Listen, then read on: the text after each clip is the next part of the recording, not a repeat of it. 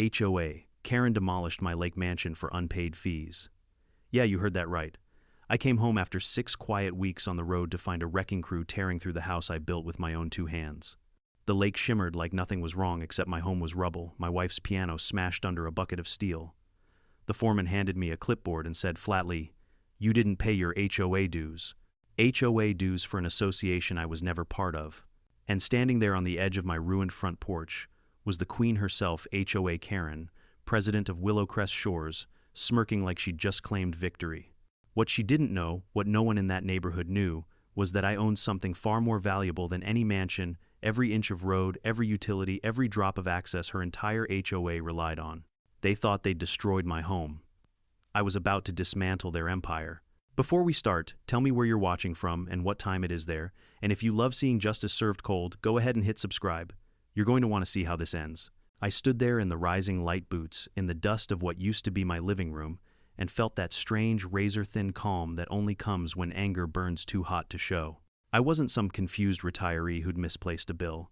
I was Evan Mercer, 30 years as the fire chief for Kittitas County, a man who'd spent his life staring down chaos and finding the truth buried under ash. The only thing burning now was my patience. The foreman, some subcontractor named Hale, gave a half shrug. "Sir, you'll have to take it up with the HOA office. They posted the notices." He motioned at the excavator idling behind him like he wanted to get back to work. I leaned close enough for him to smell the diesel on my jacket. "You touch that piano again, and I'll have you cited for destruction of private property." He hesitated just a flicker, but it was enough. He ordered his men to power down. Metal groaned and stilled. When the machines went quiet, the sound of the lake came back, the slap of small waves against the dock, a loon calling far off. It almost made the wreckage look peaceful. Almost. I walked the perimeter in silence, taking photos angled, time-stamped every square foot of it. Evidence first, emotion later. My training never really leaves me. I snapped the forged permit that Hale had shown me. Willowcrest Shores Homeowners Association. Demolition authorization. My signature gleamed at the bottom, smooth as glass. It was too perfect. My real signature always tilts right at the end. This one was frozen straight. Someone had copied it from a digital file. I still remembered when that signature first went into the county database 8 years ago, roof damage after a hailstorm. I'd signed on one of those digital pads at the permit counter. Whoever forged this didn't just fake my name, they hacked the past. I opened the mailbox at the end of the drive. It bulged with 2 months of junk grocery flyers, insurance ads, a sympathy card for someone else's loss. Buried in the pile were 2 envelopes stamped Heron County Recorder's Office and Willowcrest Shores HOA. I slit them open with my pocket knife. The first was a certified letter unsigned for. It claimed I owed 6 months of dues plus late fees $2,980, subject to lien and enforcement. The second envelope contained photocopied meeting minutes and a paragraph circled in red ink. Motion passed to annex the Mercer parcel for lakefront aesthetic consistency. They had voted me into their fiefdom while I was hundreds of miles away visiting my daughter and her kids. No notice, no consent, no legality, just a vote in a clubhouse by people who didn't even know my wife's name.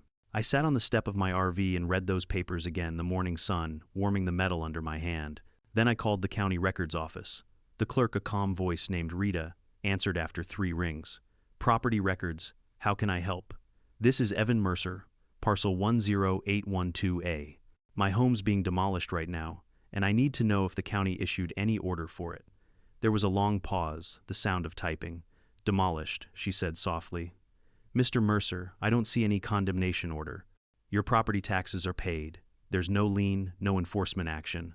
Then how the hell did an HOA pull a demolition permit? More typing. Then they did file one.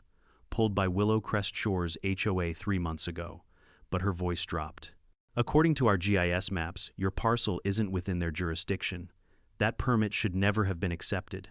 I could almost feel the gears turning behind her voice, confusion turning to dread. "Can you send me the permit file? I probably shouldn't," she said. I cut her off gently. "Rita, this isn't gossip. It's evidence. That signature at the bottom, it's mine, and I didn't sign it. You're looking at a felony forgery and an illegal demolition. Something in my tone must have landed. All right, Mr. Mercer," she said quietly. "I'll email the PDF right now." Seconds later, my phone buzzed. I opened the file. The permit header looked official enough, county seal authorization code all correct. But the metadata at the bottom told another story. Created county server 1032 AM. Modified user C. Barlow home PC. 207 AM. C. Barlow. Cynthia Barlow. HOA president, self-appointed queen of curb appeal. I saved the file twice. One copy on my laptop, one on a thumb drive. I wasn't just rebuilding my house. I was building a case. I drove into town that afternoon, dust trailing behind the RV like a tail of smoke. The sheriff's office still smelled like coffee and wet paper. Sheriff Jim Miller looked up from his desk as I came in. We'd fought wildfires side by side decades ago. Evan, he said, standing to shake my hand. Heard about the place. I'm sorry, man. Don't be. I'm not dead yet, I said, dropping the stack of papers on his desk. But someone's about to wish they were. He read silently for a minute, brow furrowed. You're saying the HOA forged your permit and demolished your home without jurisdiction. I'm not saying it. The data is. Metadata doesn't lie. He exhaled. Officially, you'll need to file a complaint. We'll open an investigation. Then, his voice lowered. Off the record, Evan Cynthia's been pushing her luck for years. Got 3 other complaints about her little fiefdom. All settled quiet. Folks were scared. Yeah, I said. That's her power. Paper and fear. He nodded and reached into a drawer, slid a notepad across the desk. Names and numbers. People who called us but never followed through. Maybe they'll talk to you. I folded the list and tucked it into my pocket. I'm not scared, Jim. I know you're not. But be careful, these HOA types play dirty. They hide behind bylaws and fine print. Then I'll drag the fine print into daylight. Back at the lake, the sun was sliding down behind the pines, throwing the ruins into long shadows. I parked the RV where my driveway met the main road. From there, I could see everything, the foundation slabs, the twisted rebar, the broken piano keys scattered like shells. I brewed a cup of bitter coffee, opened my laptop, and began digging through the HOA's online records. Their website was a mess of stock, photos, families, smiling lawns too green to be real. Buried in a community forum archive tab was a forgotten discussion thread dated 4 months back. Title: Uncooperative Lakefront Parcel. I clicked, and there it was. Cynthia's own words. If he won't sell, we'll force compliance. Once the annexation passes, he'll have no choice. We'll make it make sense. They always say that we'll make it make sense. It's the motto of every petty tyrant who thinks paperwork is power. I copied every post, every timestamp, every smug emoji. Screenshots, backups, off-site storage. They'd erased my house. I'd erased their excuses. Outside frogs were starting to sing. I looked through the broken wall at the lake where my wife Lila used to play her piano as the sun set. I could almost hear the notes drifting over the water. She always said the lake remembers everything, that every sound echoes if you listen long enough. Maybe she was right. Maybe the lake would remember this too. I pulled out the sheriff's list of names, neighbors, victims, witnesses. Tomorrow I'd start calling them one by one. But tonight I had one more thing to do. I connected the county permit PDF to my own 2014 roofing permit, opened both in a forensic viewer. The signatures matched pixel for pixel. Overlay them, and they vanished into each other. A perfect copy. A perfect crime. At the bottom of my screen, the time ticked past midnight.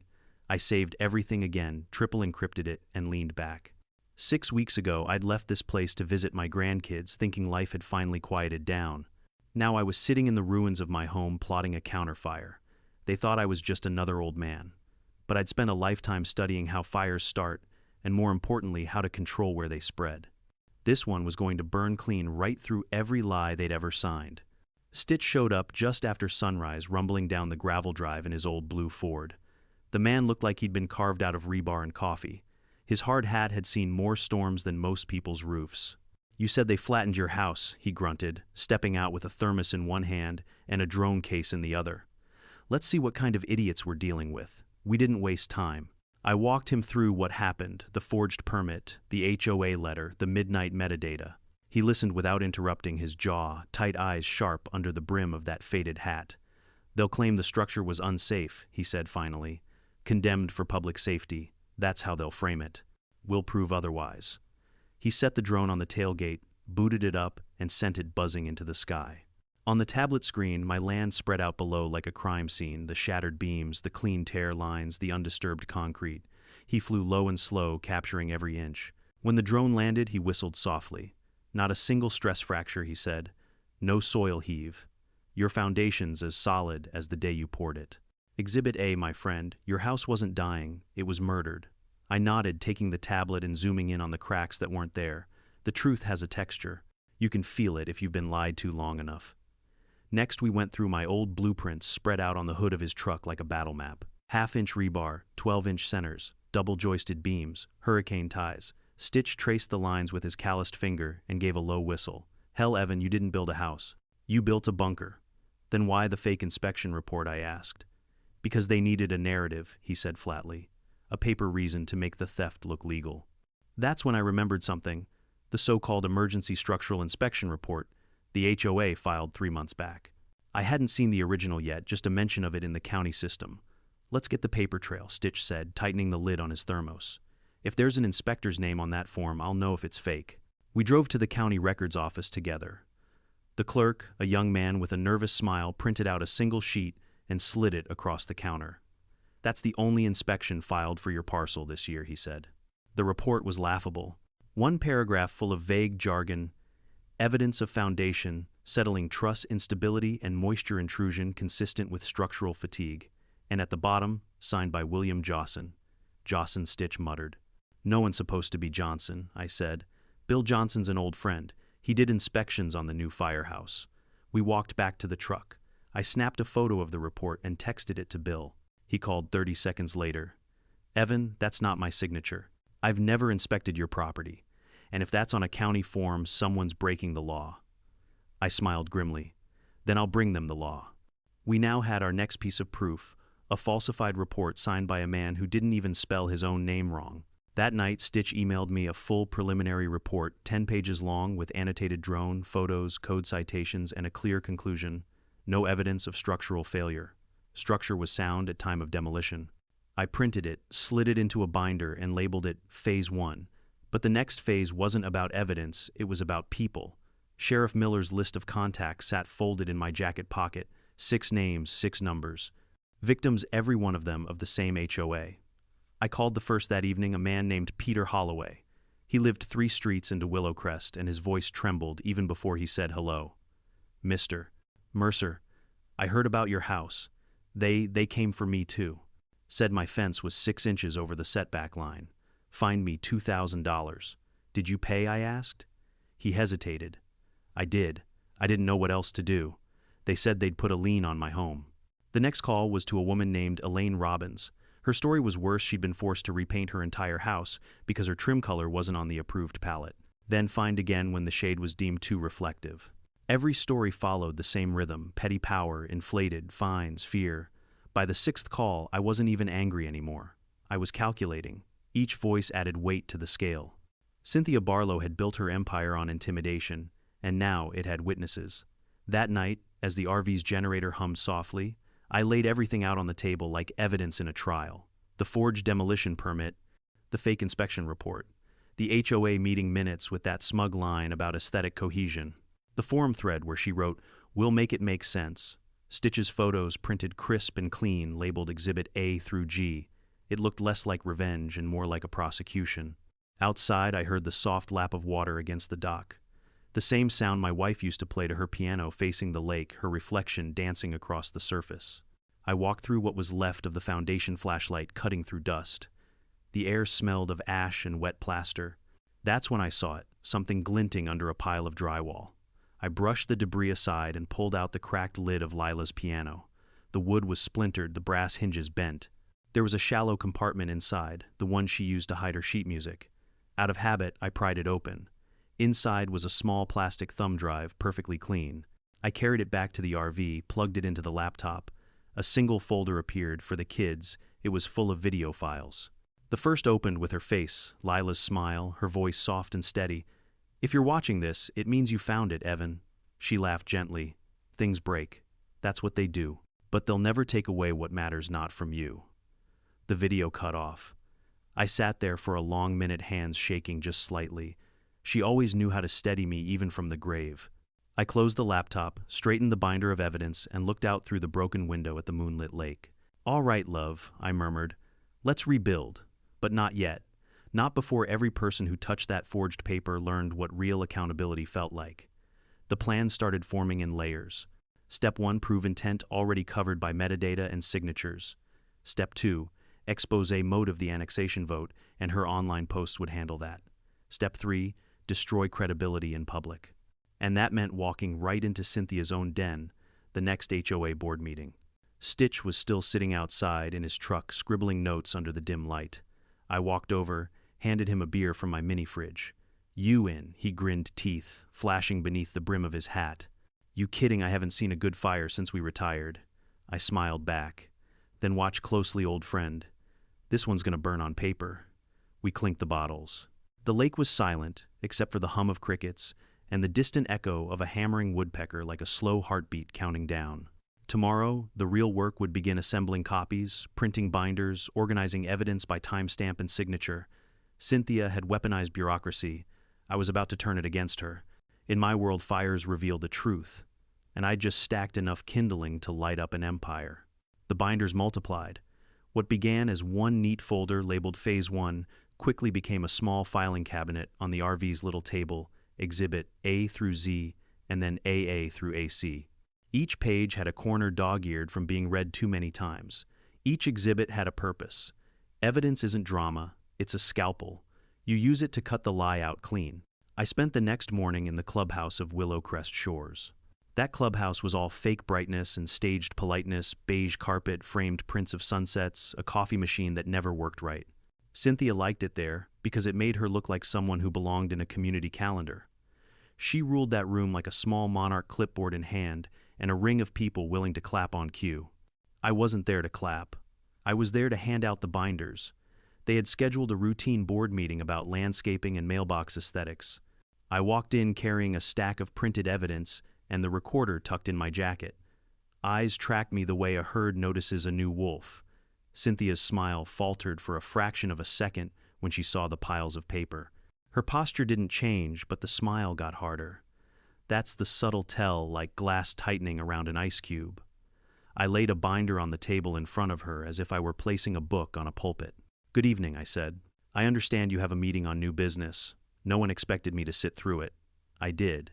I listened while Cynthia went through her agenda: approval of a paint palette, a vote on tree trimming, the usual petty decrees. At the new business item, I stood. The room dropped a degree in temperature. "May I asked, and then I started to hand out the copies. There's a rhythm to doing this. People need time to flip, to glance, to let the shock begin. I watched faces change: confusion, curiosity, then a slow dawning disbelief. The first packet was the county plat map. My parcel was clearly marked, stamped, and filed years before Willowcrest even built its first model home. Next was the demolition permit with the forged signature. I placed them side by side on the table so anyone who cared to look could see the mismatch of dates, the metadata note that said the file was modified from an IP associated with Cynthia's home computer at 207 A.M. Then I played the cached forum post: Cynthia's own words: "If he won't sell, we'll force compliance. We'll make it make sense." The silence in that room felt like a held breath. It felt like a turning wheel. People muttered. Someone at the back coughed loudly as if to clear the air. The HOA lawyer, thin-lipped and forever smug, straightened and declared the recordings were inadmissible and privacy had been violated. It was a predictable gambit. Lawyers will always try to make the truth boring and technical because if they can confuse the room will forget to be angry. I didn't argue about admissibility. I argued in a way that people could feel. "This is public record," I said. "This is your community forum. These are your minutes. This is your president admitting intent. And this," I tapped the forged permit, "is a crime." My voice was calm because I'd practiced this in my head 1,000 times. Calm is a weapon. It makes the other person look like the noisy one. Cynthia's composure snapped like a twig. Her cheeks flushed, and she attempted to regain control, hurling the word defamation like a grenade. She insisted the annexation vote was legal. She insisted the demolition had proper cause. I'd already thought of everything she'd say. That's what preparation does for you. I laid out the sequence: 3 months report filed by an inspector who never visited, permit pulled under false pretenses, demolition executed without county condemnation. I pointed to the signed affidavit Bill Johnson had texted me. He swore under oath he had never inspected the property and that his name had been forged. I pointed to the drone photos labeled Exhibit C, no structural failure, clean mechanical entry points, premeditated demolition. Point by point, the mythology of safety imploded. When I spoke about the deed, the quiet part of the story some people would have to sit with for a moment, I watched the mood in the room tilt again. 20 years ago, I said I bought the bankruptcy lot. I didn't want to build more homes. I bought the roads and the utility easements for peace. Your access to water, to sewer, to the road you drive on runs across my land. Those are recorded easements. They are legal instruments. You were granted rights, not ownership. An older woman in the front row, Mrs. Miller, whose son had called the sheriff years earlier, started to cry quietly at first, then with a sound that made other people look away. "We didn't know," she said. "We thought the HOA owned everything." "No one told you," I answered softly. "They told you what made them powerful. They made you scared of paperwork instead of showing you what the paperwork meant." That was when I dropped the next piece of paper, the termination of easement notice. I had a lawyer draft it that afternoon, citing clear violations. Unauthorized demolition of property granted under easement protections was a catastrophic breach. I read it aloud. As of 0800 this morning, the use of the private road Heron Creek Lane and all associated utility easements is revoked pending resolution of the statutory violations and criminal investigations. I handed out copies to everyone in the room. The reaction was immediate and visceral. Shouts, accusations that I was trying to trap people, cut off the mail block emergency vehicles. I let them shout. Panic is an instrument that tells you where their priorities lie. If survival is louder than decorum, they'll act. "Listen," I said, raising my voice over them. "I'm reasonable. For the next 48 hours, people will be allowed to access their homes. After that, a gate will be installed to protect my property if the HOA refuses to negotiate in good faith. I've sent cease and desist letters to your landscaping contractor, your private security company, and the demolition contractor, anyone who is operating on my land without permission. Their contracts are void as of today." A man in a cheap suit, one of the board members, rose, like someone trying to save himself. He pointed a trembling finger at me. "This is extortion. You can't do this." "That's what the judge will decide," I answered. "But you can start by asking your president why she forged official documents. You can start by calling the county and asking why they accepted a permit from an entity with no jurisdiction over my parcel." By the time I left that room, Cynthia's empire had cracks like glass under pressure. Board members were whispering to one another. The lawyer's face was gone to a pallor I remembered from smoke-choked nights. People who had taken orders from Cynthia for years were looking at me like someone who had just shown them the mirrors of their own compliance. Outside, the late sun made the lake glitter like cut coin. I walked back to my RV with a stack of signed affidavits, neighbors who agreed to speak to the sheriff and, if necessary, testify. I'd handed them a script of the truth. They'd simply needed someone to ask. By midnight, the county had opened an official inquiry. Sheriff Miller had promised to follow procedure. I'd given the FBI the metadata and the chain of custody for the forged documents, anything that suggested wire fraud or mail fraud. Forging a public record and using mail to further that fraud is a federal issue. That's not rumor, it's statutory reality. I slept poorly that night, but I slept with a binder full of sworn statements within arm's reach. The next morning, a notice went out to the community. An emergency HOA meeting had been called to address allegations of fraud and to consider the potential dissolution of the board. Cynthia posted a terse statement on the HOA site denying everything. Someone, probably one of her allies, removed the cached forum threads. That was fine. Deleting a post doesn't delete a screenshot, and it certainly doesn't delete a timestamp. There's a difference between ruling by fear and ruling by law. Fear can keep people quiet for a while. Law makes people accountable, and once accountability starts, it doesn't stop until every signature has to answer for itself. I looked at the water where my wife used to play. "We'll make it right," I said, like a promise. Not for me, for all the people who were bullied into paying for peace. Then I went back to the RV and started prepping the packets for the sheriff, for the county prosecutor, and for the press. If you control the narrative, you control the outcome. I intended to control both the narrative and the outcome. The night before the emergency HOA meeting, I barely slept. I spent the dark hours labeling each document in neat black ink: Exhibit A, County Plat Map; Exhibit B, Forged Demolition Permit; Exhibit C, Inspector's Affidavit, all the way to Exhibit H, Audio, recording of HOA President's Statement of Intent. My RV looked like a war room: papers, binders, highlighters, a printer running off the generator. The smell of toner hung in the air like smoke after a fire. I'd spent my life studying origins, the point where the blaze begins. This one began with a signature at 2:07 a.m. on Cynthia Barlow's home computer, and it was about to end in a crowded room.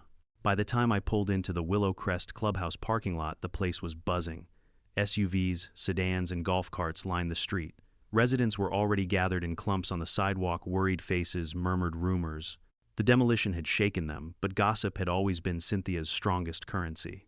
I could almost hear the story spinning in real time. He's lying. He forged it himself. He's trying to sue us all.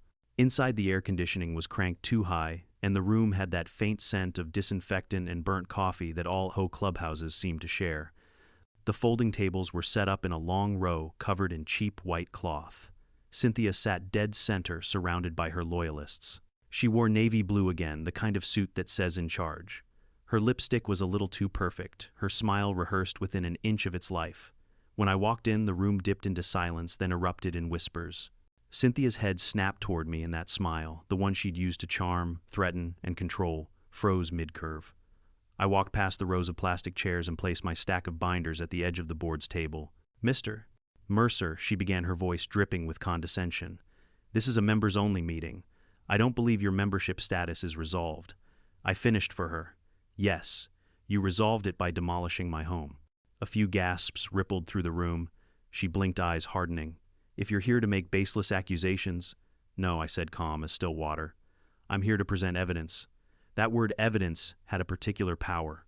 I started handing out copies of the binder to residents seated in the audience. They flipped through the pages, frowning, whispering. One man in a red polo leaned over to his wife. "Honey, that's the same map we got from the county office last year." She nodded, eyes wide. Cynthia slammed her gavel once too sharply. "Order this meeting." "This meeting," I said over her, "is exactly the place to address this. Because this HOA voted on record to annex land it didn't own. You filed a permit for demolition on property outside your jurisdiction. You forged my signature from a digital record, the county keeps, modified it, on your personal computer, and mailed notices through the U.S. Postal Service. That's forgery, wire fraud, and mail fraud. That's not a homeowner dispute, that's a federal crime." Her lawyer, the same smug man from before, stood. "Mr. Mercer, I must remind you that slander and libel are actionable offenses." I smiled thinly. "So is fraud, counselor." And I brought receipts. I held up the printed metadata, timestamps, user IDs, and digital fingerprints, the forensic equivalent of DNA. I'd even highlighted the entry "File Modified User C. Barlow Home PC 207 AM. People began murmuring louder now. A few stood up to get a better look. Cynthia's face turned pale beneath the makeup. "You think you can come into my meeting," she started. "Your meeting," I interrupted. "That's funny. Because, according to the county register, you don't own this building. You don't even own the land the road outside sits on." "I do." The silence that followed was absolute. Even the air conditioner seemed to pause. I let the weight of those words sink in, slow and heavy. "I bought it 20 years ago, when Silver Timber Development went bankrupt," I continued. "They sold off the lots for homes, but I bought something different. The infrastructure, the roads, the water lines, the sewer easements, everything this community depends on runs through land I own. You've all been living here under an easement, a legal right to use, not to control. And do you know what happens when the holder of an easement commits fraud against the owner?" I paused just long enough for someone to whisper what the easement ends. Cynthia's composure cracked. "That's impossible. The HOA owns the common areas." "No," I said, pulling out a printed deed and sliding it toward her. "The HOA was granted access. There's a difference. You can use my road, but you can't destroy my property and expect that access to continue. You demolished my home, the very property that gave you legal right-of-way. That's called catastrophic breach of agreement. And as of this morning, I've terminated all easements for Willow Crest Shores." Now the panic began to ripple like a wave through the room. Residents turned on each other, voices overlapping. "You can't do that," someone shouted. "How will we get to our houses?" I held up a hand. "I'm not unreasonable. You have 48 hours. After that, a gate goes up at the main entrance until the county sorts this out. I suggest you stock up on groceries." The uproar grew louder. The lawyer tried to calm them, but his voice drowned under the noise. Then a man stood, middle-aged, balding, sweat beading his forehead. "You knew this," he yelled at Cynthia. "You knew he owned the roads," Cynthia stammered. That's not relevant." "It's damn relevant when I can't get to work Monday," another man barked. That was the crack. You could see it the moment control slipped out of her manicured hands. I watched it happen like a slow collapse. "Sit down," she hissed, voice shrill now. "Everyone calm down." "No, you calm down," I said. "You played God with people's property. You built your power on fear and fake fines. You called it community management. I call it extortion." Someone clapped. Just one person hesitant at first, then another, and another. The sound built like distant thunder. Cynthia's lawyer leaned in and whispered to her, but she pushed him away. "You'll regret this." She spat eyes like flint. "I have attorneys. I have the truth," I said. "And the county recorder. And the FBI's white-collar crime division." The clapping grew louder. Cynthia slammed her gavel again and stormed out of the room, her heels clicking like gunshots. The lawyer followed her, muttering something about liability insurance. When the door closed behind them, the noise dissolved into a murmur of disbelief and nervous laughter. A man in the front row turned to me. "So, what happens now?" "Now," I said, "we start over. Without her." I left them sitting there, residents thumbing through the binders, reading words they'd never thought to question before. Easement, jurisdiction, fraudulent annexation. You could see the dawning awareness in their eyes, the realization that they'd been living under rules built on sand. Outside, the evening sky bled orange over the lake. Stitch was leaning on his truck, sipping coffee from that same dented thermos. "How'd it go?" he asked. "She broke before the gavel did," I said. He grinned. "That's the thing about bullies. They think the law's a weapon until someone actually uses it." We loaded the remaining binders into his truck bed. "What now?" he asked. "Now, I wait," I said, glancing back at the clubhouse. When fear starts eating its own, it doesn't take long for someone to talk. Someone's going to flip. He chuckled. And when they do, I smiled. Then we turn up the heat. As we drove back toward the ruins of my home, I caught one last glimpse of the HOA sign by the road, Willow Crest Shores, a premier lakeside community. The light from the setting sun hit it just right, revealing a crack down the middle of the sign's glossy veneer. Perfect metaphor. Back at the RV, I sat on the steps where my porch used to be and looked out over the water. It was calm again, reflecting the gold of the sunset like nothing had ever happened. But I knew better. Beneath that still surface, the currents were shifting. The facade was gone. Tomorrow, the deputies would come. Then the feds. And when they did, the whole hollow empire that Cynthia built out of fear bylaws and fake authority would come crashing down like the walls of my old house. And when the dust settled, I'd rebuild. But first, I wanted them to feel the weight of what they'd done, to understand that the ground beneath their perfect lawns wasn't theirs anymore. Because ownership isn't about paperwork, it's about truth. And I owned every inch of it. By sunrise, the clubhouse parking lot was empty again, but the neighborhood wasn't sleeping. Fear has a way of doing the rounds faster than any patrol car. I brewed coffee so strong it could strip paint and sat on the RV step where my front porch used to be, binder on my knees, phone buzzing with messages. Half were apologies from residents who had looked the other way for years. The other half were questions: will we be trapped? What about school buses, packages, trash pickup? I answered what I could. You have 48 hours. Use them. After that, we're gate only, until the county finishes its work. It wasn't cruelty, it was containment. In my line of work, you don't let a fire jump the line again. At 9:03 a.m., a landscaping crew rolled toward the cul-de-sac trailers, rattling mowers stacked like metal cattle. I stepped into the road and held up a hand. The driver eased down his window, confusion creasing his forehead. "We got a weekly contract," he said. I handed him an envelope stamped "Cease and Desist." "Not anymore. This is a private road. Your entry would be trespass until the dispute is resolved. You have formal notice. If your company has questions, have your owner call the number on the letter. Do yourself a favor and don't let Cynthia's problem become yours." He read the first line, then the second. His shoulders dropped. "We didn't know," he said. "Most people didn't," I answered evenly. "That was the point." He nodded and backed the trailer up, the metal clatter receding down the lane. At 1012, the security patrol arrived, a man who liked mirrored sunglasses and a light bar on his SUV, the kind of aesthetic that says mall cop with a dream. He pulled to a stop so close, his bumper kissed my boots. "You can't block the roadway," he announced, hand on his belt, like it contained something more than his lunch. "Read your letter," I said, pointing to the sealed envelope I'd already placed under his wiper. "Your company's contract grants patrol authority on HOA-controlled common areas. This road isn't one. It's my property. Your continued presence is trespass." He squinted at me, then at the lake ruins, then back at the letter. He reached up, tore it open, and read.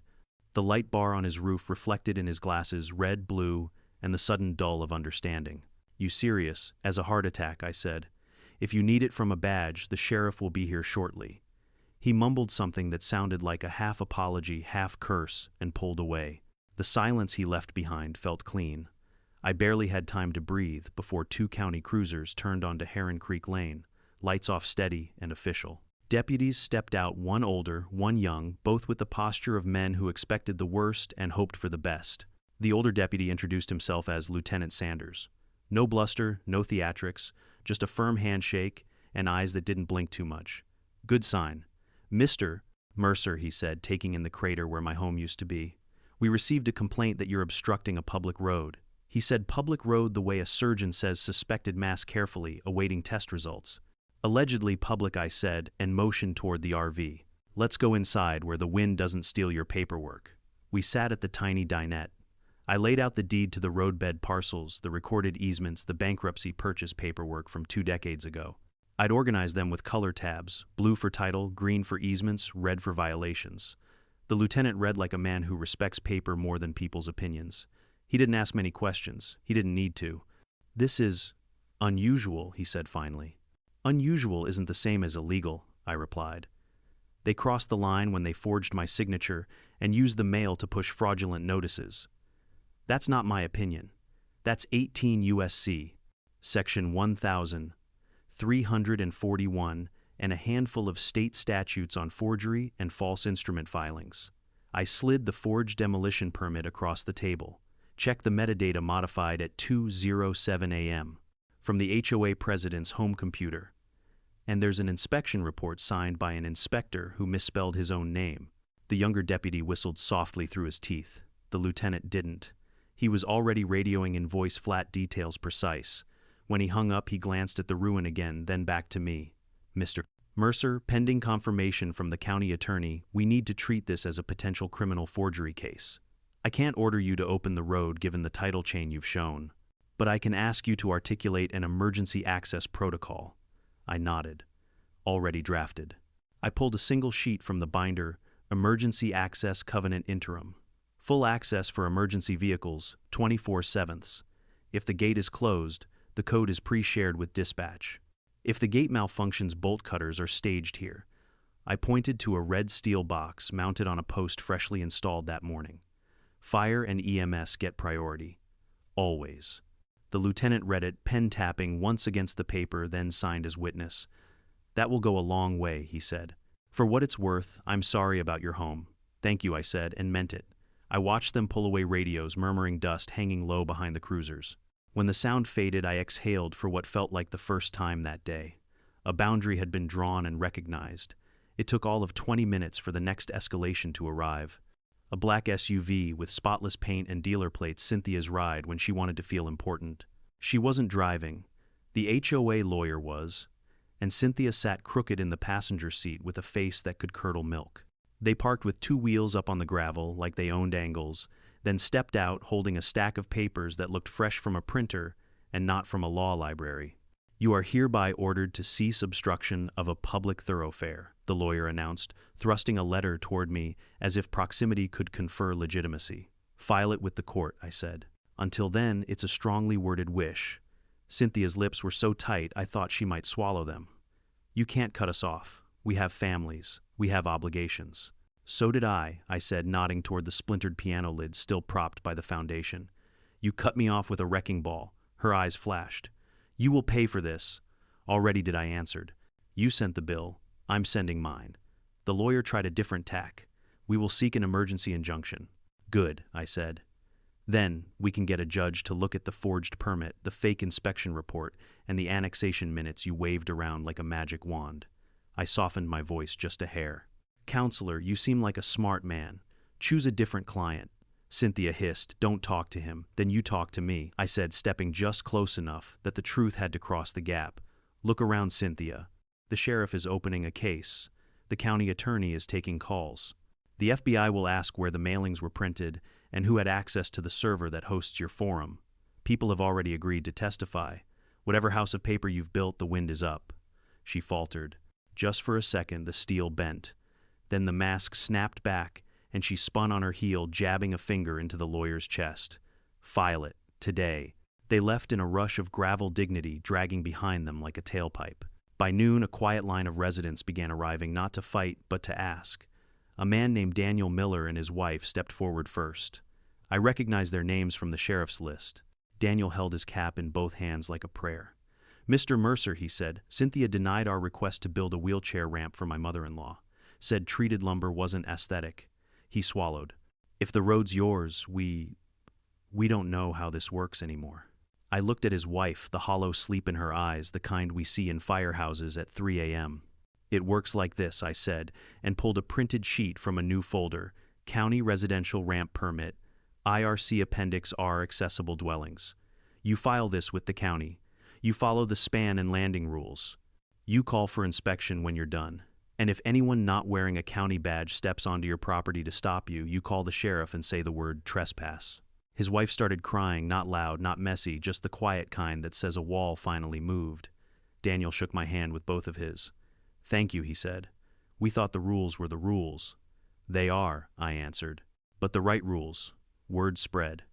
3 more residents came with stories, fence lines, paint codes. A garden shed declared non-compliant because it dared to be useful. I gave each the same thing, a path to lawful compliance and a spine to go with it. It wasn't mercy. It was medicine. At 3:40, the gate posts arrived on a flatbed heavy steel powder, coated the kind of hardware that looks like it means its promises. The installer, a woman named Rhea, with forearms like braided cable, hopped down and took in the situation with one sweep of her eyes. "You're the guy," she said. "I'm the road," I answered. "Same thing today," she muttered, and got to work. She set the posts true, poured fast-set concrete, and ran the conduit for the keypad.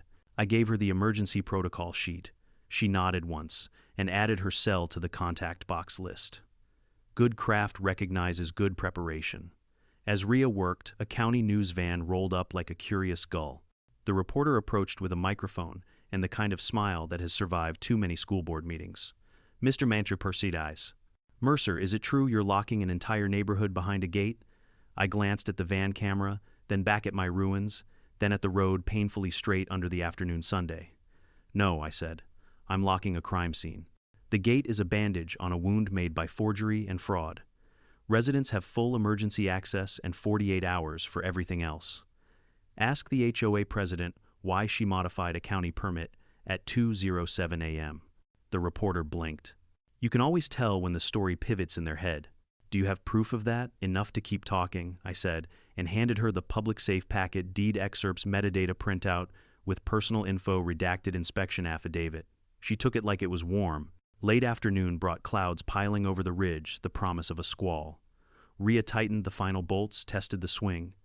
The gate moved like a bank vault door, deliberate, unbothered. We programmed the temporary code for residents during the 48-hour grace period and entered the emergency override for dispatch. The keypad beeped once obedient. Cynthia didn't show again that day, but her absence had a shape. You could feel it in how people spoke, less hushed, more direct. Without her orbit, they were stars again, not debris. I watched neighbors who'd barely waved in passing for years actually talk about groceries, schedules, who needed a ride if the bus didn't come on Monday. Community rediscovered under duress. Funny how that works. At dusk, the lieutenant returned, this time, with a woman in a gray suit county attorney's office. She reviewed the deeds, asked a dozen sharp questions, and then said the words I'd been waiting to hear. "For now, we will not interfere with the gate installation. The criminal inquiry proceeds. Emergency access remains guaranteed, correct? Signed and sealed," I said, tapping the red box. "Then good evening, Mr. Mercer," she said, and they left. It was procedural, dry, and blessedly official. When dark finally laid itself over the lake, I stood by the new gate and listened to the cicadas start their violin. The keypad glowed a soft, promise-colored blue. Behind me, the ruins of my home were a silhouette against starlight, familiar and strange at once. I thought of Lila's voice on that hidden drive. "They'll never take away what matters not from you." I rested my hand on the cool steel. Tomorrow, Cynthia would try something else in Junction. Publicity, a last-minute friend at the county. Bully playbooks are thin. They repeat by nature. But tonight, for the first time since the excavator's arm punched through my walls, I felt control click back into place like a well-set latch. I wasn't trapping a neighborhood. I was trapping a lie. Cynthia didn't show her face for 2 full days. In the HOA world, that's an eternity. Silence is usually just the pause before a lawsuit lands. I knew she was scrambling. Every tyrant's first instinct is to find another rulebook to hide behind. So I waited, not idly, but with purpose. The 48-hour grace period came and went, the new gate closing for the first time at 8:00 sharp on Monday morning. It moved with the slow certainty of justice, quiet, deliberate, final. I watched from my porch steps, as a few residents still lingered on the other side, staring at the keypad like it might suddenly develop empathy. Then they drove off toward the secondary exit, the one that led to the county road through the North Trail. By noon, a storm gathered not just in the sky but on paper. Cynthia filed for an emergency injunction in county court, claiming I was illegally detaining residents and obstructing public access to critical infrastructure. She even threw in the phrase endangering lives as if I'd built a moat instead of a gate. It was pure dramatics, the same tone she'd used to fine someone for an unpainted mailbox. But drama doesn't beat documentation. My lawyer, a level-headed man named Marcus Thorne, filed a counterclaim before lunch. He attached 57 pages of evidence, forged permits, fake inspection reports, metadata logs, property deeds, affidavits from 5 residents, and a sworn statement from the county surveyor confirming that Heron Creek Lane lay entirely on my private land. We also included the sheriff's report noting potential criminal forgery under review. By 2 p.m., the court denied her injunction. The judge's words were surgical. Plaintiff lacks standing over property outside HOA jurisdiction. Court finds no cause to interfere with private property rights. I printed that ruling, laminated it, and taped it to the new gate. At 4:15, 2 unmarked SUVs rolled into the neighborhood. I knew those cars. Clean government plates, tinted glass, quiet engines. They parked by the clubhouse. 2 men and 1 woman stepped out, all in plain suits, badges at their belts.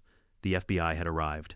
It wasn't cinematic, no shouting, no sirens, just quiet professionalism. I watched from the RV as they entered the clubhouse with boxes and laptops. Residents lingered in doorways pretending to check their mail while watching the scene unfold. The rumor mill would explode by evening. By sunset, they were gone, taking boxes of documents, the HOA's computer, and 2 years' worth of financial records. The local news van returned not long after asking me for comment. I declined politely, but gave them the judge's ruling and a simple statement. The law doesn't belong to whoever shouts the loudest. It belongs to whoever keeps the receipts. That quote aired that night on Channel 7. By morning, my phone was lighting up like a Christmas tree. Old colleagues from the fire department, neighbors from across the lake, even people from out of state who had their own HOA horror stories. One message stood out: thank you. They tried to fine me for flying my son's service flag. Maybe it's time someone stood up to these people. But standing up meant more than winning my own fight. I wasn't done. The next day, Sheriff Miller called. His tone was brisk, but with that hint of satisfaction you hear when an old case starts to crack. Evan, FBI confirmed what you said. Metadata matches Cynthia's home computer. They also found an email trail between her and the HOA secretary, a notary named Angela Myers. She admitted she notarized unsigned forms at Cynthia's request. It's a done deal, charges I asked. They're preparing them. Wire fraud, mail fraud, forgery, conspiracy. They'll handle it federal. Good, I said. Let me know when it's official. Oh, you'll know, Miller chuckled. She's not the type to go quietly. He wasn't wrong. 2 days later, Willow Crest tried to hold a special meeting, their attempt at damage control. I parked my truck down the hill and walked up the road in time to see it all unfold. Residents filled the clubhouse, but there was a different energy this time. No deference, no nervous smiles, just a collective exhaustion that looked a lot like freedom. At the front table, Cynthia stood rigid beside her lawyer. Papers trembled in her manicured hand as she tried to read from a statement about misunderstandings and procedural oversights. Then the door opened and the FBI stepped in. 3 agents calm, as Sunday churchgoers' badges gleaming. Miss Barlow, the lead agent, said, "You're under arrest for wire fraud, mail fraud, and falsification of federal records. Please step forward." The entire room went silent save for the rustle of paper hitting the floor. Cynthia froze, mouth open. "This is absurd," she cried. "You can't." The agent read her rights while the others cuffed her wrists. Someone in the back whispered, "Guess we can't find our way out of that one." A few people actually clapped, not out of cruelty, but relief. Years of intimidation collapsed in one metallic click of handcuffs. The HOA lawyer tried to intervene, babbling about jurisdiction, but the agent simply handed him a copy of the warrant and walked her out the door. And just like that, the queen of Willow Crest Shores was dethroned. News spread faster than gossip ever could. By the next morning, the HOA's social media page was flooded with messages, some angry, most celebratory. Local headlines read, HOA president arrested in forgery scandal demolition fraud under federal investigation. The insurance company didn't wait long either. With the president indicted and the board facing criminal exposure, they had no appetite for a lawsuit. Marcus called me that afternoon with the tone of a man who enjoys delivering good news. They're folding, he said. The HOA's insurance carrier wants to settle your civil claim, full replacement value of your property, plus damages for emotional distress and illegal demolition. They're offering $948,200. I sat down hard on the RV step phone to my ear. That's more than fair. They know a jury would give you twice that, Marcus said. And they don't want discovery. It's over, Evan. I thanked him, hung up, and just sat there for a minute. The air smelled like rain on metal. The gate stood steady at the end of the drive, the keypad light blinking slow and steady like a heartbeat. The check arrived 2 weeks later, crisp and heavy in my hands. It wasn't victory, not really. Money can rebuild walls, but not memories. Still, it was enough to start over. I hired a crew, not the cheap kind that builds fast, but craftsmen who still measure twice and cut once. When they arrived, I told them, we're not just rebuilding a house. We're rebuilding proof that decency still counts. Stitch handled the structural plans. He insisted on over-engineering everything. If another HOA wants to demolish this one, he said they'll need a tank. We laughed, and it felt good. The kind of laugh that comes when the smoke finally clears. While construction began, the neighborhood began to shift. With Cynthia gone, the residents called a special vote this time without manipulation. 97% voted to dissolve the HOA entirely. The few who opposed it were drowned out by a sea of weary homeowners, ready to live without fear of lawn citations and architectural committees. A new voluntary road association formed, simple, transparent. Each household chipped in for maintenance costs, and I drafted a straightforward agreement. No fines, no power over property. Every expense, public, every vote, equal. It fit on one page. I even joined the first meeting held under a picnic tent by the lake. No podiums, no gavels, just neighbors talking like neighbors. Daniel Miller brought his mother-in-law to show off her new wheelchair ramp, solid, well-built, county-inspected. Passed on the first try, he said proudly. It was small, ordinary, perfect. Weeks later, my new home took shape stronger than before. The carpenters saved what they could, the original foundation, some beams, the cast-iron sink that somehow survived the wrecking ball. In the corner of the new living room, I had them build a special alcove, a place for Lila's restored piano. The insurance money could buy another instrument, but it couldn't buy her touch. So I found a local craftsman who salvaged the broken wood from the original piano lid, sanding, staining, and fitting it into the new frame. When it was done, it looked old and new all at once, like memory given form. On the day I moved back in, Stitch showed up with his thermos and a single bottle of whiskey. We stood on the new porch overlooking the water. The sun was setting, orange and red spilling across the lake. You did it, he said. No, I replied. We did it. We built something they can't tear down because it's not just wood and concrete. It's truth. He raised his thermos like a toast. To truth, he said. And for the first time in months, I felt peace. The kind that doesn't come from victory, it comes from survival. That night, as I sat at Lila's piano, the soft notes drifted out across the lake. The same lake that had watched everything, the lies, the fire, the justice. The water carried the sound farther than I could see, out toward the dark, silent houses of Willow Crest. They'd all learned something the hard way, that real ownership isn't about bylaws, fences, or titles. It's about respect. And in that moment, as the notes echoed across the water, I realized something else. Sometimes you have to burn a lie to keep the truth warm. For the first time in months, the neighborhood was quiet, almost unnaturally so. No patrol car idling by the mailbox, no HOA enforcer snapping photos of lawns, no passive-aggressive flyers taped to doors. Just birds, hammers, and the slow rhythm of construction echoing through the pines. Peace is a strange thing after chaos. It feels too light, like walking after you've taken off a heavy pack you forgot you were carrying. I'd gotten used to waking every morning expecting another fight, another letter, another summons, another fine dressed up as law. But now just blueprints, sawdust, and the low hum of nail guns. The rebuild was ahead of schedule. The foundation, my old perfectly solid one, had been cleaned and reinforced. The crew joked that it could survive an earthquake, a flood, and maybe even another HOA. The frame rose fast, the beams fitting like puzzle pieces. Stitch, true to form, oversaw every bolt himself. Your trusses could hold a tornado, he said, checking a level. Good, I replied. The next storm will be paperwork, not weather. He laughed, then sobered. You know they're still trying, right, Cynthia's people, not her anymore. But the leftovers, the ones who like the power, they're making noise about reorganizing the HOA under a new name. I sighed. Parasites don't be easy. He grinned. Then we'll make sure the host is immune this time. That became my next project, not just rebuilding my house, but rewriting how that land worked. I called Marcus, my attorney, and asked him to help me draw up something more permanent than revenge, something that would outlast me. Together, we drafted the Willow Crest Land Covenant, a simple, airtight document. It clarified every easement codified access rights and locked them in with clauses so clear a third grader could understand them. Section 1. The roads remain privately owned by the Mercer estate in perpetuity, open to public use under a voluntary maintenance agreement. Section 2.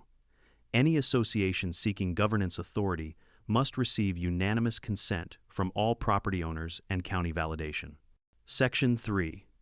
No fines, liens, or penalties may be issued by any non-governmental entity on privately owned parcels. It was short, precise, fireproof in the legal sense. When I presented it to the new neighborhood group under the tent by the lake, the air felt different. No tension, no hierarchy. Just neighbors sitting on folding chairs, cups of lemonade sweating in the late summer heat. Daniel Miller, whose ramp now gleamed with fresh stains, spoke first. So this means no one can ever pull that HOA nonsense again. That's the idea, I said. Everyone chips in for the road. Everyone keeps their independence. No one gets to play sheriff unless the county gives them a badge. The group voted unanimously. Just like that, Willow Crest was reborn not as an association, but as a community. No flags banned, no lawn citations, no color palettes. Just respect, responsibility, and shared asphalt. It was funny in a poetic sort of way. Cynthia had tried to absorb my land into her power, and now her power had dissolved into my principles. Meanwhile, the federal case rolled forward. The local news updated the story weekly. Barlow faces 5 counts of wire fraud. Former HOA treasurer cooperating with FBI. Apparently, her once loyal board had turned on her the moment they realized she couldn't protect them. One by one, they confessed to everything: fake invoices, embezzled dues, even a beautification fund that had quietly financed Cynthia's personal landscaping. I didn't gloat. The law was doing what it was supposed to do, which is more than I could say for most of them. By early fall, the frame of my new house was complete. It looked familiar by design. The same wraparound porch, the same cedar siding, even the same chimney silhouette against the lake horizon. But there were subtle differences: thicker beams, a storm shelter beneath the floor, wider doors for accessibility. And one addition: Lila would have loved a sunroom facing the water with glass panes so clear it felt like you were floating. I called it her room. It wasn't for me. It was for her memory, for the music that used to drift over the lake at sunset. One afternoon, as the electricians ran conduit, a car pulled up. Sheriff Miller stepped out, hat in hand. He looked tired but pleased, the kind of satisfaction that comes from seeing the good guys actually win once in a while. Got news for you, he said. Feds finished their audit of the HOA accounts. They're wrapping up the criminal case. Cynthia's taking a plea deal. I raised an eyebrow. Plea deal, what's she getting? 5 years federal time restitution and lifetime ban from serving on any homeowner association or nonprofit board. Not bad, I said. I'd give her longer, but maybe that's enough. He grinned. Well, justice moves slower than a county paving crew, but it gets there eventually.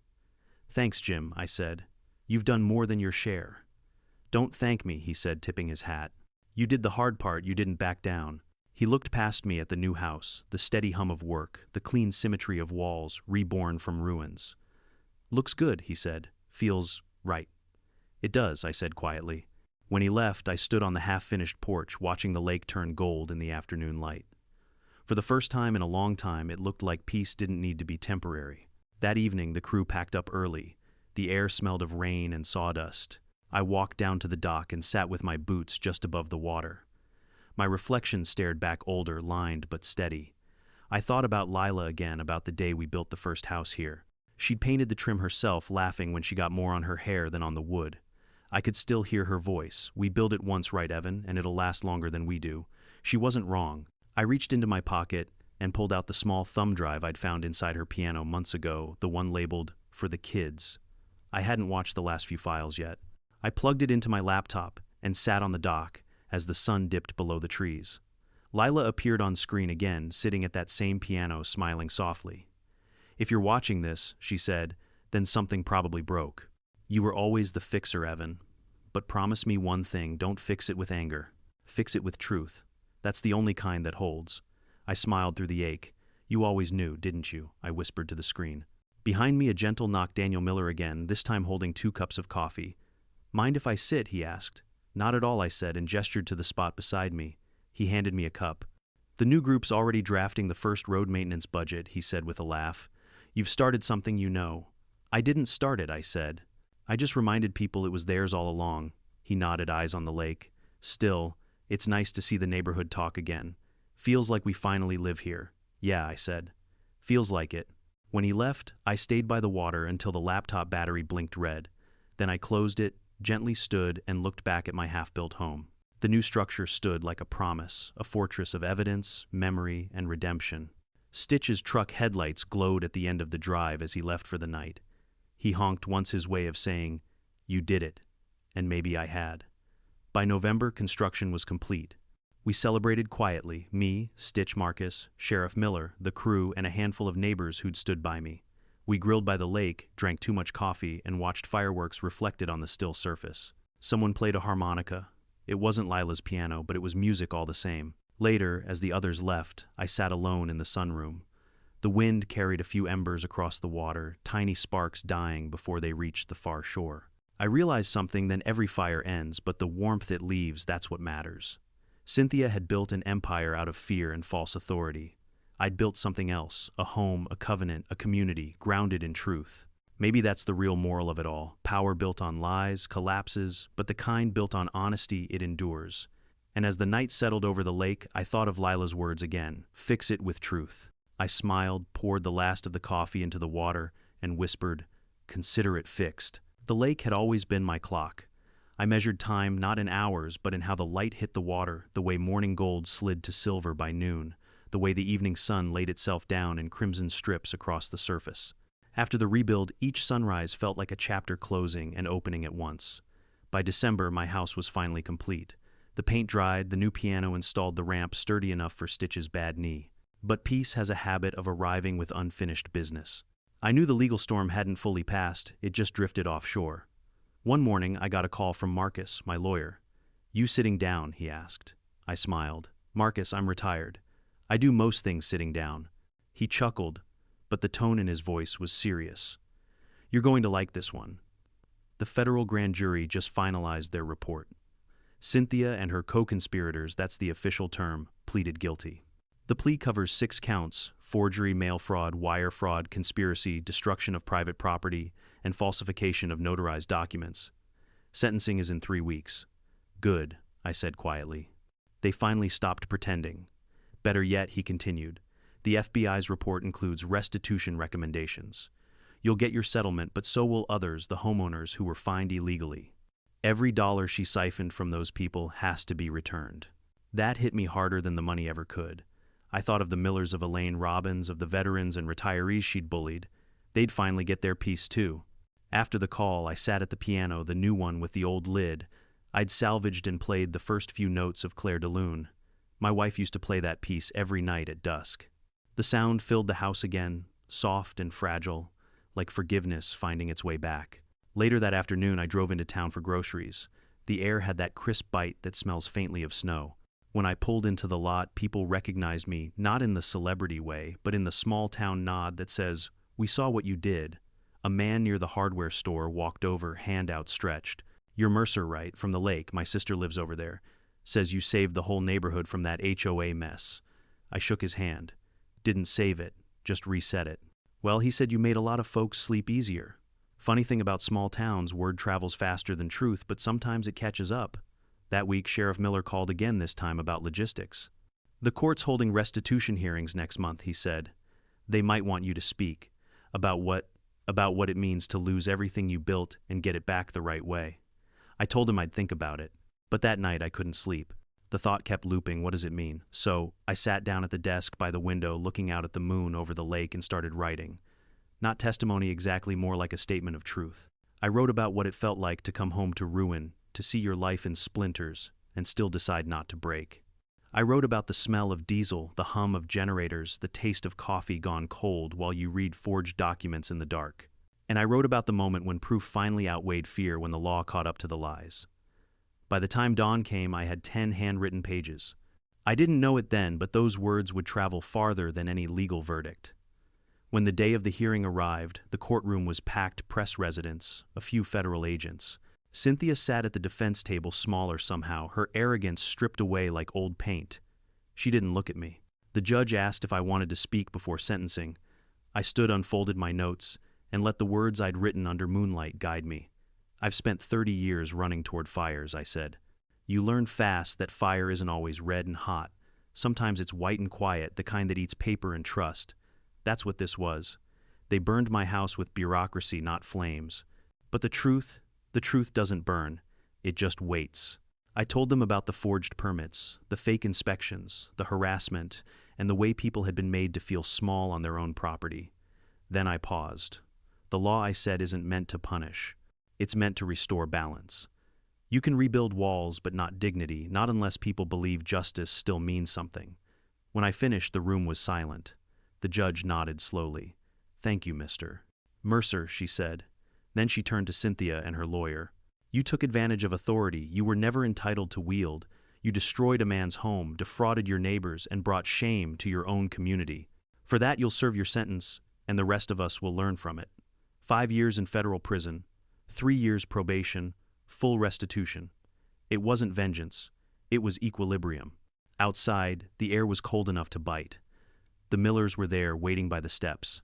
Elaine Robbins, too, holding a paper in her hands, a refund check from the HOA's insurance settlement. She smiled through tears. You were right, she said. We just needed proof. I nodded. Proof and patience. The two things tyrants hate most. We all laughed a little at that, a soft, weary laugh. Over the next few months, the neighborhood changed in ways I couldn't have predicted. Without fines and bylaws looming over them, people started talking again. Driveways turned into gathering spots. Kids played street hockey instead of being told they were disturbing the aesthetic harmony. Someone even put up Christmas lights that didn't match red, blue, yellow, chaotic, and no one complained. It looked perfect. The Voluntary Road Association met every quarter now under the same lakeside tent. No officers, no titles, just names on a page. We talked about practical things, potholes, snow plowing, lake maintenance, simple democracy at its best. One evening, I invited everyone to my new house. It wasn't fancy, just chili and crockpots, cornbread and coffee, but people came bringing pies and laughter. The lake glittered behind us, reflecting strings of mismatched lights. Someone asked if I was planning to sell the place now that the settlement had come through. I smiled. Sell, not a chance. You can't sell peace of mind. Later that night, after the last car left, I sat at the piano again. My hands hovered over the keys before finding the first note. It wasn't Lila's melody this time. It was mine, improvised, unpolished, real. Music for the living, not the lost. The firelight flickered against the walls and the house felt alive again, not just rebuilt, but reborn. Outside across the lake, the faint hum of generators came from homes still under renovation. The community had turned its chaos into progress. And though my name was still on the deeds and covenants, I didn't feel like the owner anymore. I felt like the caretaker of a lesson. Because that's what this whole ordeal had become, a reminder carved into brick and water. That paper power, no matter how loud, can't outlast the truth. The next morning, I woke to the sound of hammers again. This time, not at my place, but across the way. The Millers were building a small pier for wheelchair access to the lake. Daniel waved as I walked down to check it out. You ever think about running for county commissioner? He joked. I laughed. I've had enough politics for one lifetime. Well, you change things around here. People talk about you like a folk hero. Then they're talking too loud, I said. All I did was read the fine print and refuse to move. He smiled. Sometimes that's enough. As I walked back up the drive, I passed the old gate, still there though, open now, the keypad, flashing standby blue. The emblem on it had worn down a little from the weather, but the engraved words still read clear, property of E. Mercer, easement by truth. I ran my hand over the cold metal, listening to the quiet hum of winter air. It felt right. Justice had taken its time, but when it finally arrived, it didn't knock. It came through the front door, papers in hand. And for once, I didn't have to fight. Winter settled over Willow Crest like a peace offering, quiet, soft, and unrecognizable from the battlefield it had been only months before. The lake froze at the edges, the air sharp with the scent of pine and wood smoke. From my porch, I could see my breath hang in the morning light and drift away like a promise finally kept. The neighborhood looked different now, not because of paint or fences, but because of people. I saw it every day. Neighbors who once avoided each other now shoveling snow together, kids dragging sleds across the once restricted lawn areas, and laughter echoing where silence used to reign. The signs that once read Willow Crest Shores a premier community were gone. In their place, a simple wooden post stood by the gate carved by Daniel Miller's son, "Welcome to Willow Lake, be kind." That's the rule. No board meetings, no fines, no bylaws, just decency. One crisp January morning, I got a letter in the mail, not the kind that comes with dread or legal jargon, but handwritten, the ink uneven and smudged. The return address read, Federal Correctional Institution, Greenville, IL. My hands paused. I didn't need to open it to know who it was from. Still, curiosity has its own gravity. I slid it open carefully. Mr. Mercer, I don't expect forgiveness. I wouldn't give it either. But I want you to know that I understand now what power does to people. I thought rules made me right. I thought control made me secure. I was wrong. Every night in here I hear the quiet, and I remember that house by the lake. You built something real. I built a prison long before I ever came to one. Take care of that place. I hear it's beautiful. C. Barlow, I read it twice, then folded it neatly and set it inside a drawer. It didn't feel like closure exactly, more like the last echo of a sound that had already faded. Later that week, Marcus stopped by. He handed me a thin folder, the final court documents, closing every claim tied to the HOA's insurance settlement. This is it, he said. All ties severed, all debts cleared. The county's even updating the maps. No more Heron Creek HOA jurisdiction on record. I flipped through the papers. The legal lines and stamps looked almost poetic, sterile proof of peace. Feels strange, doesn't it? Marcus said, looking out toward the frozen lake. Winning without needing to fight anymore. It's not winning, I said softly. It's surviving and remembering why. He nodded. You ever think of writing this all down? The whole story, I smiled. Already did. Not for publishing, just for my grandkids. Someday they'll inherit this land, and I want them to know the price of owning it. We stood there in silence for a while, the lake glittering beneath thin ice. That night, a few of the neighbors came over for supper, a new tradition that had grown naturally. Every Friday, someone hosted dinner. No sign-ups, no schedule, no committee, just food, warmth, and conversation. This week it was my turn. Daniel and his wife brought chili. The Robbins couple brought pie.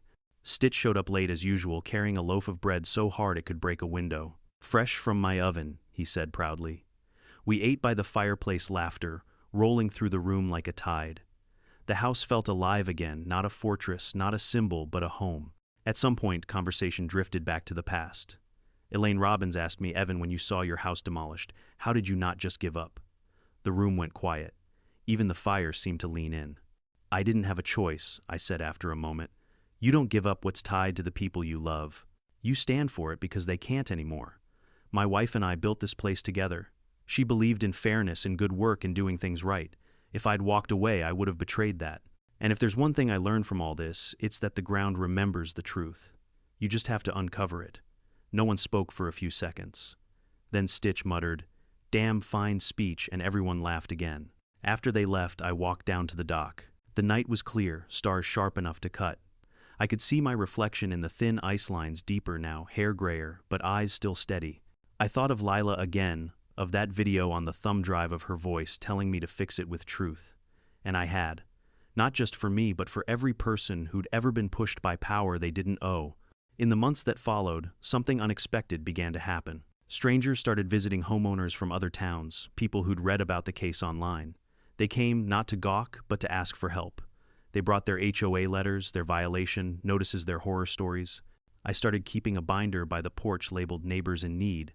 Each visitor left with something, a photocopy of my old court filings, a contact for a good property lawyer, or just the reassurance that they weren't crazy for standing up. One woman, a young widow from Kentucky, arrived with a folder thicker than a phone book. Her HOA was threatening to seize her land for unpaid beautification fees. When she left, she hugged me. "You gave me hope," she said. Hope. That was a word I hadn't used in a long time. By spring, the story had gone viral again. The local news did a 1 year later segment. They filmed me standing by the rebuilt house lake sparkling behind me. The reporter asked Mr. Mercer, if you could tell people one thing about what happened here, what would it be? I looked straight into the camera and said, ownership isn't about paper or power. It's about responsibility and knowing when to stand up for what's right, even when it's just dirt under your boots. Because if you don't, someone else will claim it and call it theirs. That clip spread faster than I expected. People started calling it the Mercer rule. It became a kind of folk saying, you can't find someone out of what's theirs. Funny how stories grow on their own like trees from seeds you didn't mean to plant. That summer, Willow Lake hosted its first Independence picnic. No HOA permission, no rules, just neighbors, music, and food. Kids swam in the lake, dogs chased frisbees, and old folks danced barefoot on the grass. It felt exactly like the kind of place Lila always dreamed it would be. As dusk settled, I walked to the edge of the water. Stitch joined me, thermos in hand. Think she'd be proud, he asked. I looked out across the lake, where lanterns floated gently on the surface, each carrying a single candle. She already is, I said. You can feel it in the quiet. We stood there until the last candle burned out the lake, swallowing the light one flicker at a time. I've rebuilt everything that can be rebuilt. Walls, trust, community. But the real lesson isn't about revenge or even justice. It's about persistence. About how truth, no matter how deeply buried, eventually finds daylight. If you're listening to this, if you've ever felt small under someone else's false authority, remember this paper. Power burns easily, but the truth doesn't. Stand your ground. Document everything. And when they tell you you're part of something, you never agreed to show them the title, show them the truth, and never let them take what's yours. Because peace isn't something they can grant you. It's something you build yourself brick by brick, like a house by the lake. Sometimes life tears down what you love not to punish you, but to prove how strong your foundations really are. The world's full of people like Cynthia, loud, certain, afraid of losing control. But the antidote to fear isn't anger. It's clarity. When you stand on truth, no bulldozer, no bylaw, no forged paper can knock you down for long. So if you've ever been wronged by an HOA, a boss, a system, or even fate itself, don't waste your time on revenge. Build something instead. Build it right, build it honest. That's how you win. If you've been with me through this story, thank you. Tell me in the comments where you're watching from.